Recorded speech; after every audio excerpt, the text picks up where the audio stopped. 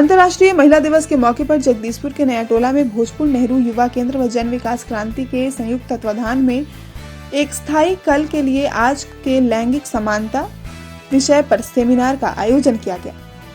कार्यक्रम का उद्घाटन नेहरू युवा केंद्र बिहार के राज्य निदेशक अनुमान प्रसाद दास ने दीप प्रज्वलित कर किया। गांधी फेलो पिरामल स्वास्थ्य के शुभांगी कुमारी ने युवाओं को महावारी के समय होने वाले शारीरिक लक्षणों व बदलावों के बारे में विस्तृत रूप से बताया। वहीं अनुष्का पांडे ने महावारी से जुड़ी विभिन्न भ्रांतियों को दूर करने पर चर्चा करते हुए बताया कि महावारी एक प्राकृतिक प्रक्रिया है जो शरीर को गर्भधारण के लिए तैयार करता है।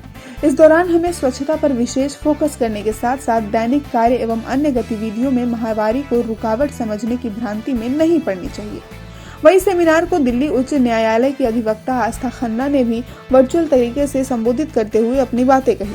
सेमिनार में जिला युवा अधिकारी सुश्री निकिता सिंह, जन विकास क्रांति के महासचिव हिमराज सिंह, प्राचार्य कुमारी स्नेहा, नमामि गंगे के जिला परियोजना पदाधिकारी अमित सिंह, आरती कुमारी, शाहिद हुसैन, विकास कुमार, धनजी कुमार, अभिषेक कुमार, मधु कुमारी, रिया कुमारी सहित अन्य युवक व युवतियों ने भाग लिया।